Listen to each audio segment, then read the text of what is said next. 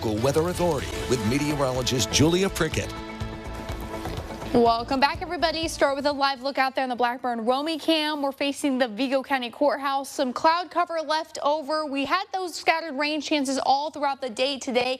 That cold front still making its way through the area. Ahead of that was all that rainfall. That continues to push out and do so over the next couple of hours. Can't rule out the possibility of scattered rain chance here now and then, but on the Dorset Automotive Doppler radar, for most of us, we're dry and clear, but I zoom in a little bit closer for our southeastern counties. Still getting a piece of this, but this continues to move out and will continue to do so over the next few hours. But about the cold front, that's what's delivered those rain chances, and you can see it here. It's just splitting across the Wabash Valley now. We're into the mid to upper 60s out towards the west there. 70s here at home, 80 degrees down in Evansville, and a little bit of a closer look across the Wabash Valley. Very much a variety when it comes to the temperatures at this hour. 69 in Greencastle, 79 in Bloomington, 80 in Washington, 81 in Vincennes. How about 63 degrees already up in Champaign? If you do step out for this evening, winds have kicked up over the last few hours as well, anywhere from even 10 to even 16 miles per hour at times. Highs for today, again, much of a variety for all of us across the area with that cold front impacting us. We'll go 80 degrees at the Terre Haute Airport, 79 in Bloomington, only 73 up in Danville. Here at the station, 79, 68. We continue to be above normal for this time of year.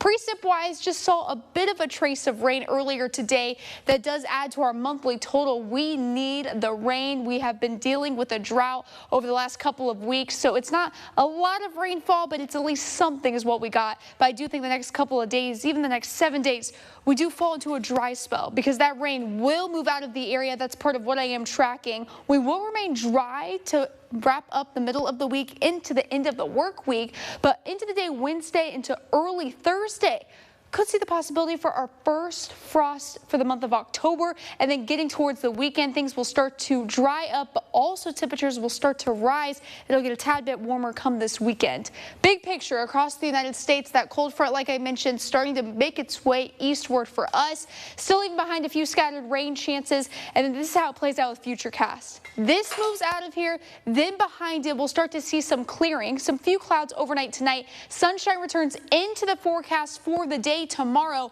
but the biggest impact this cold front has had has been the temperatures. You see here, we're only into the mid 70s for some areas. Overnight tonight, cool things down once again into the mid 40s, and then daytime highs tomorrow only going to be in the upper 60s, maybe low 70s in some areas. And then watch as we get late into the day Wednesday, early Thursday. When you're waking up, it's going to be a cold start. You could see it here, mid 40s for all of us across the area. I think some of us could be into the upper 30s at times. Could see the potential for the first frost for the month of October.